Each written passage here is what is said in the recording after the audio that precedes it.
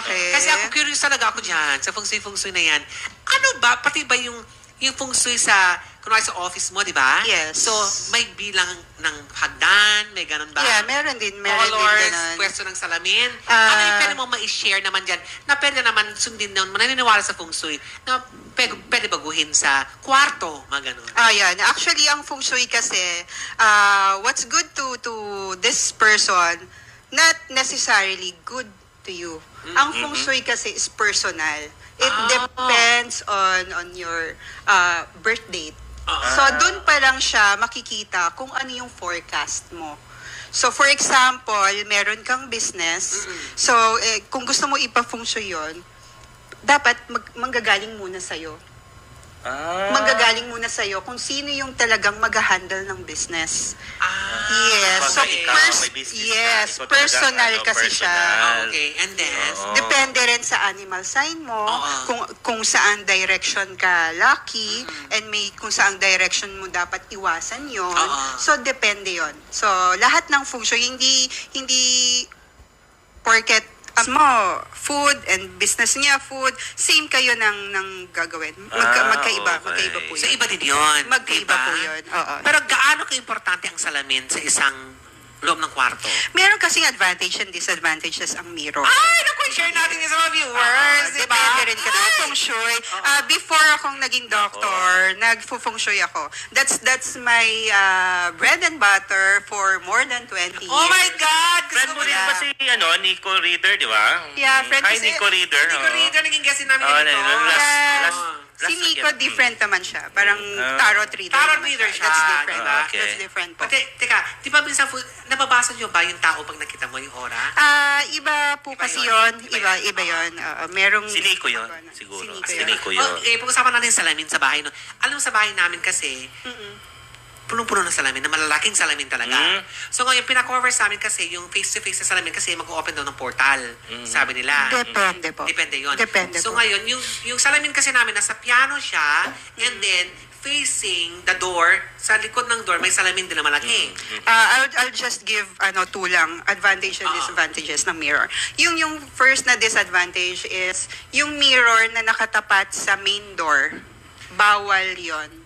Kasi not the glass. Okay. Mirror na nakatapat sa front door, sa main door, yon hindi maganda yon. Kasi lumalabas uli yung lock na dapat papasok. Okay. So meron din naman advantage ang mirror. Ang wealth kasi natin is nasa kitchen.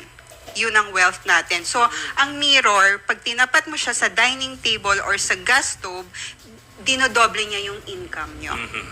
So ganun siya. Wait, ulitin natin. Ulitin sa manonood natin, ulitin mo ulit, yung mirror kapag, Kasi ang wealth ng isang bahay is nasa kitchen. kitchen. Ang health natin is nasa comfort room. Okay. So, ang wealth natin is nasa kitchen. Kapag tinapat mo ang mirror sa dining table or sa gas range, gas stove, or anything kung saan ka nagluluto, it will double your income. Oo, It yes. will double your wealth. Okay. Yes, madodouble siya kasi nagre-reflect siya. So, gaganon Diba? siya. Paano naman sa banyo? Sa banyo kasi, Ito katawan ko, ay ang sagwa. Paano ay, sa banyo? sa banyo, Pwede ba hindi magsalita naman kami? mirror, hindi Sa naman banyo. mirror yon. So, Hindi yung, mirror, parang yung, ano lang yan. yung toilet kasi is health yan. Usually, nilalagyan siya ng faceted crystal outside. So, kasi, pag nasa toilet tayo, doon tayo nagre-release lahat ng dirt, ng Yeah, totoo. So, most probably, dapat hindi lumalabas yung bad energy from the toilet palabas ng bahay. Wow. So, we usually put faceted sa labas ng door. So, nabablock niya. Hindi siya ang mag-a-absorb ng negative. Ang galing. Parang Yeah. yeah. Muna, sa feng shui ba ginagawa ba natin yung sage? Alam mo, may sage, di ba? Yung parang insenso. Yeah. Parang, importante ba to? Depende rin kung ang incense is gagawin sa establishment or sa house. House tayo. Kasi mga manonood natin Okay. dito. Sa bahay lang. Sa bahay sila. Okay. Pag sa bahay kasi, usually ang incense is 9 sticks. Tapos, ginagawa siya, dapat matapos mo siya before 10 a.m. Morning mo lang siya gagawin. And be careful of using incense kasi merong incense for death sa mga patay. merong incense for luck. Oo. So, pag bibili ka, you have to tell yung nagbebenta na yung pang-luck po. Pang-luck, Kasi baka okay. maibigay sa'yo yung incense. Na- Kaya minsan yes, usually oo. sinasabi nila, bakit parang may So, something, ay, so may ibig ganito. sabihin, Yes. hindi porke sage siya, isa lang yan. Yes, Yung maraming may klase po. kanya, pati kulay ba ng kandila, may ganun din? Candle, hindi. It's different po It's yung different candle naman. sa Oo. incense.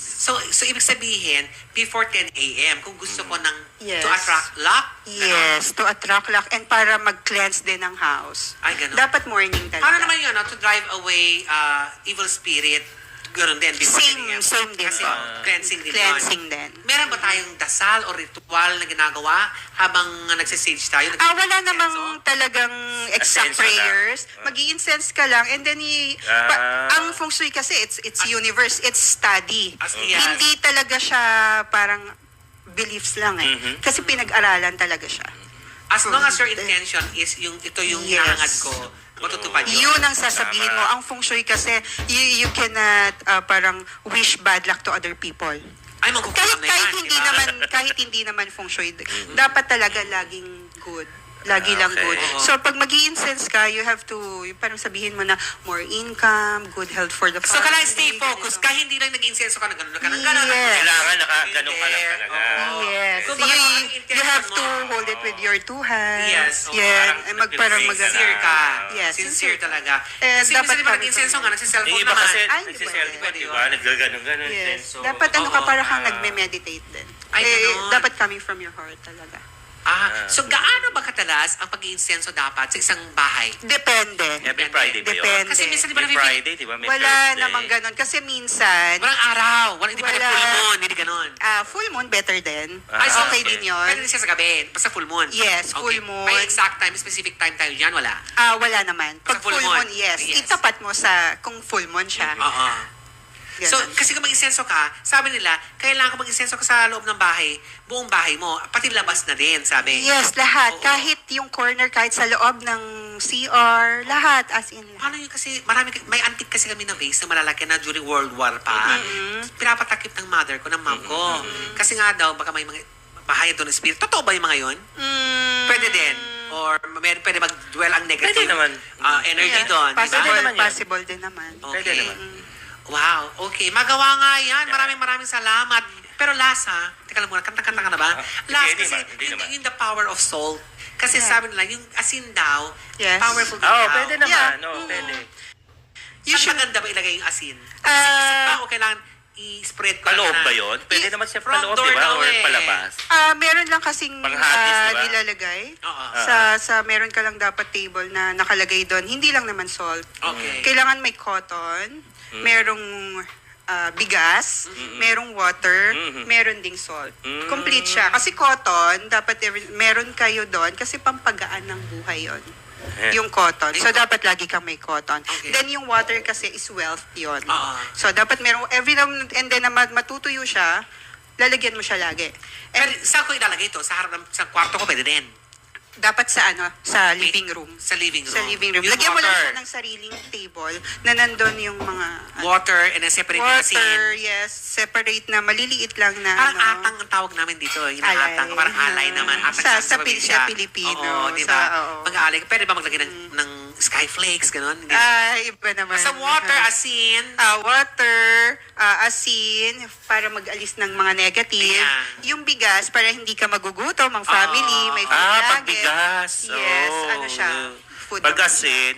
Pang-alis ng negative yun. Okay. Yung water is wealth. Di ba nangyayari sa atin yan minsan? Parang Di ba pag- ang bigat. Oo. Parang yung buwan na to. Parang bigat. Dalawang buwan na parang ganito. Tama. May mga question sa buhay, di ba? So, Yes. wala namang masama kung gawin natin yun. Yes. Ang kasi yung asin naman, nasa Biblia naman yung asin eh. To drive Tama. away yung mga negative, Negative. forces. And energy. evil Oo. spirit, Totoo, gano'n. di ba? Yes. So, So, mamaya whisky mo ako ng asin. ha?